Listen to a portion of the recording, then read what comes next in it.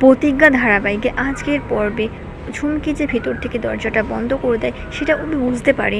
অভি প্রচণ্ড রেগেছে আর মনে মনে বলতে থাকে এবার দিনের পর দিন বাড়াবাড়ি করতে চলেছে, এর একটা ব্যবস্থা করতে হবে। তারপর অভি এখান থেকে বেরোতে হবে। তারপর অভি ওখান থেকে ব্যালকানিতে চলে যায়। অভি ব্যালকানি থেকে নিচে নেমে পড়ে আর ঝুমকি মনে মনে ভাবতে থাকে সন্ধ্যা পর্যন্ত অভি এখানে এই রুমে বন্ধ থাকবে। এবার অভির কোনো বেরোনোর রাস্তাই নেই। যাই আমি একটু সাজগোজ করে আসি। যখন ঝুমকি সাজগোজে ব্যস্ত হয়ে যায়, অন্যদিকে দেখা যায় ছুটিকে কোণের সাজে সাজিয়ে দেয় সাবিত্রীদি। এবার ছুটিকে নিয়ে চলে যায় স্টেশনের পেছনে যেই মন্দিরটা আছে সেখানে। ইন্দু আর অভি যখন ছুটির কোণের সাজে অপেক্ষা করে, ছুটিকে যখন কোণের সাজে দেখে তখন অভি অবাক হয়ে যায়। অভি অবাক হয়ে তাকিয়ে থাকে আর ইন্দু মনে মনে ভাবতে থাকে এদের দুজনের প্রেম হবেই হবে। পুরোহিত মশাই যখন তাড়া দিতে থাকে, অভি তখন ছুটির হাত ধরে মন্দিরের ভিতরে ঢুকে যায়। পুরোহিত মশাইকে বলে বিয়ের ব্যবস্থা করো।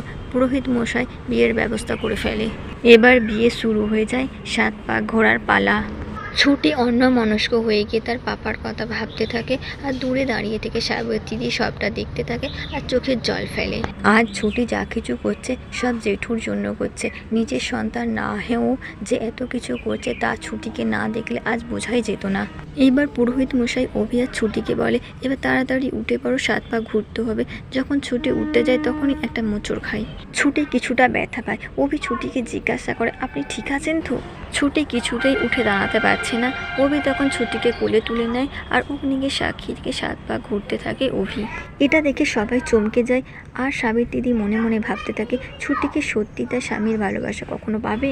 হ্যালো বন্ধুরা, ভিডিওটি ভালো লাগলে লাইক করবেন, কমেন্ট করবেন এবং শেয়ার করবেন। নতুন নতুন আপডেট পেতে সাবস্ক্রাইব করতে ভুলবেন না।